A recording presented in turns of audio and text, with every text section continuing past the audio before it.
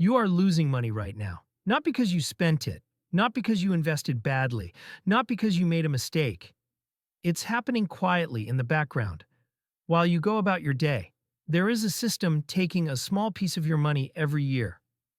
Without sending a bill, without asking permission, and without giving you a choice. Most people never notice it until years later when life feels more expensive and their progress feels slower. That system is inflation, and it may be the most invisible tax you'll ever pay.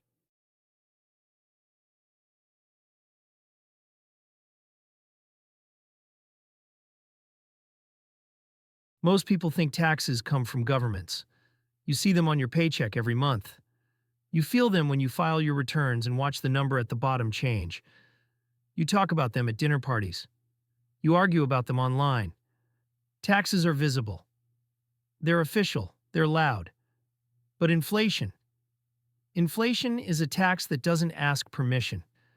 There's no bill in your mailbox. No line item on your paycheck. No notification warning you it just took something from you. No vote where you get to say yes or no.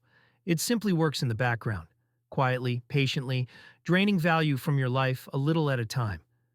While you sleep, while you work, while you save, while you plan for a future that keeps getting more expensive faster than you expect. And because it never announces itself, most people don't fight it. They adjust to it. They blame themselves. They work harder. They save more. All while inflation continues doing exactly what it was designed to do, take without being seen.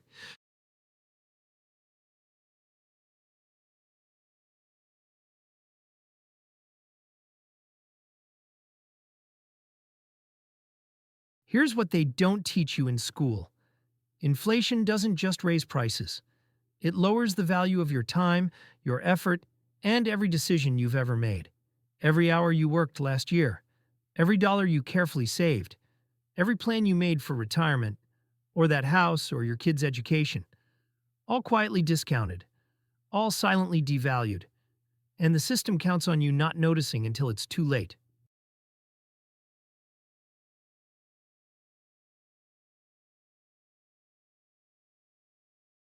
Most explanations of inflation focus on prices going up. But that's backwards. That's looking at the symptom, not the disease. Prices are just what you notice on the surface. Inflation itself runs much deeper. Inflation isn't really about things getting more expensive. It's about your money becoming less valuable over time. Quietly, gradually, almost invisibly. The same dollar that bought you a full lunch last year now barely covers a sandwich and a drink. The same paycheck that once felt comfortable now feels tight, even though your job didn't change and your hours didn't shrink. It's not that restaurants suddenly became greedy or that rent randomly jumped overnight. It's that your money lost strength. And the most dangerous part is how it happens. Not all at once. Not in a way that triggers panic, but slowly, degree by degree, month after month. Your brain adjusts without sounding the alarm. You normalize it. You adapt. You accept smaller portions, higher bills, and tighter margins as just the way things are now. That quiet adaptation is exactly how the tax stays hidden, and why most people don't realize they're paying it until years have already passed.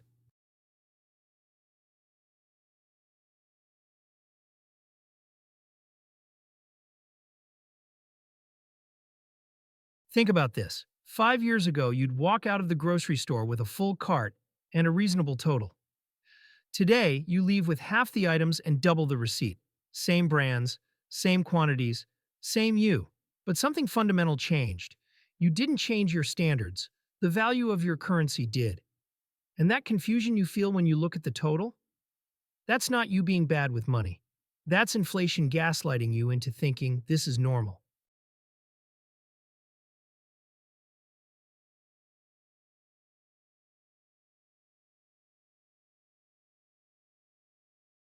Inflation works because it attacks something very specific: your reference points. The mental anchors you use to judge what things should cost. Your brain stores prices from the past and assumes a certain level of stability in the world around you. When prices rise slowly over months and years, you don't feel robbed in a single dramatic moment. There's no alarm, no shock, no clear line where you can say, this is where it happened. Instead, you feel something more unsettling, confusion that builds over time. You start second-guessing yourself. You wonder if you're remembering wrong. Maybe things have always been this expensive. Maybe you're exaggerating. Maybe you're just noticing it now because you're paying more attention. That quiet doubt creeps in, not all at once, but piece by piece. And that confusion, that self-doubt, is inflation's greatest weapon. Because when you question your own memory, you stop questioning the system that caused the change. You adapt instead of resisting. You accept instead of challenging. And that's how inflation keeps working in the background, unnoticed, while you blame yourself for a problem you didn't create.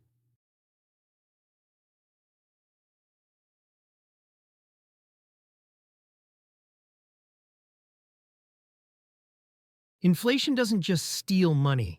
It steals your ability to plan more than a year ahead. It steals your sense of progress when you work harder but feel the same. It steals your feeling of control over your own economic future. You're not standing still because you're lazy. You're not struggling because you're incompetent. You're running on a treadmill that someone else keeps speeding up. And they call that economic growth.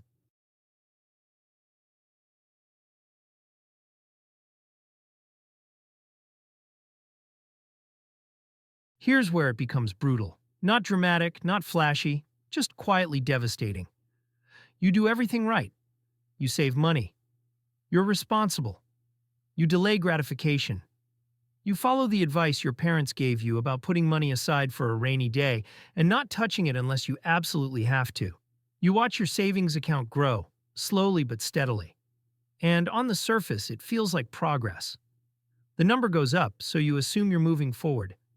But if your savings account grows at 2% while inflation runs at 4, 6, or 8%, you're not actually saving. You're losing ground in slow motion. Your account balance might increase, but what that money can do for you is shrinking. It buys less time, fewer choices, and smaller safety nets. The future you thought you were protecting becomes more fragile, not more secure. And because nothing visibly disappears, it doesn't feel like loss. It feels like disappointment you can't quite explain. That's the silent tax nobody warns you about when they tell you to just save more. A tax that doesn't show up as a deduction, but as a narrowing of your options. A tax paid not in dollars, but in freedom, quietly deducted from your future, 1 year at a time.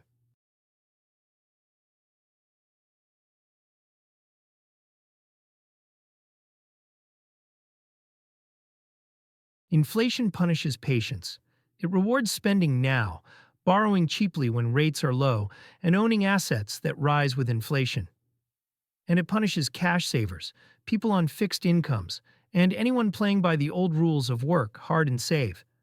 That's why inflation feels unfair.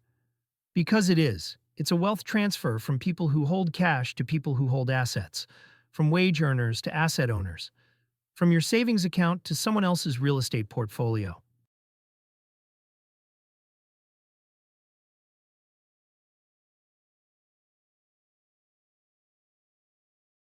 Inflation hurts everyone, but it doesn't hurt everyone equally. It's not a shared burden. It's a targeted one. If your income rises slowly or stays flat, inflation eats your lunch first, quietly reducing what each paycheck can actually do for you. You work the same hours, sometimes harder, but your life doesn't move forward the way it used to. If you rely on cash because you can't access investment accounts, don't have the knowledge, or were never taught how money really works, inflation eats everything. There's no buffer, no escape valve. Every price increase hits you directly, immediately, with nowhere to hide. And if your money isn't actively working and growing faster than prices, inflation never stops feeding. It compounds against you year after year, whether you notice it or not. This is why people feel poorer even when headlines say the economy is growing. Growth doesn't automatically reach you. Growth doesn't protect you. Positioning does.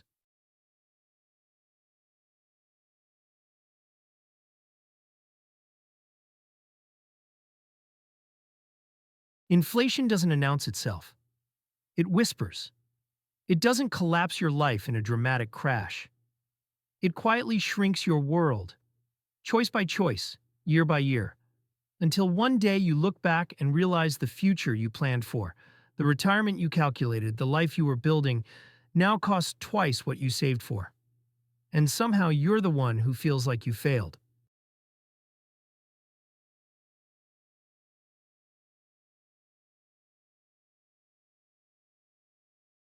Inflation is boring. It's abstract. It doesn't bleed. It doesn't hurt in an acute way your brain recognizes as danger.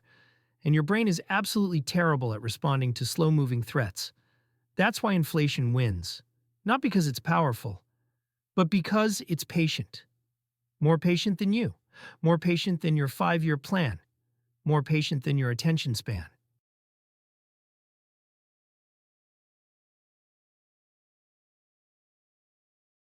This isn't about panic. It's not about fear or dramatic reactions. This is about awareness.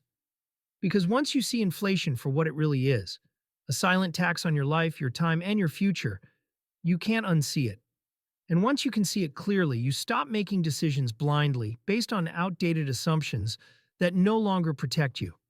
You stop keeping all your money in cash and calling it safe. You stop assuming stability just because things feel familiar. You stop trusting that doing nothing is neutral. You stop playing financial defense, constantly reacting to rising prices, and start playing offense by designing your life around reality instead of nostalgia. And that shift, that quiet moment when awareness replaces denial, is where everything changes. Inflation isn't evil. It's not a conspiracy. It's a force, as natural and relentless as gravity. And like gravity, it doesn't care whether you believe in it or understand it. It acts on you anyway. So the question isn't whether inflation exists. The question is simple. Are you letting it quietly tax your life year after year? Or are you intentionally designing a financial system that can survive it? Because one way or another, inflation is coming for your future. And the people who win aren't the ones who panic or chase shortcuts. They're the ones who prepare quietly, early, and consistently. If this changed the way you think about money, even a little, pause the video and sit with that feeling. Awareness is where control begins. And if you want more clear, honest explanations about money that focus on psychology, systems, and long-term survival, not hype, subscribe. Because the goal isn't to predict the future, it's to be ready for it.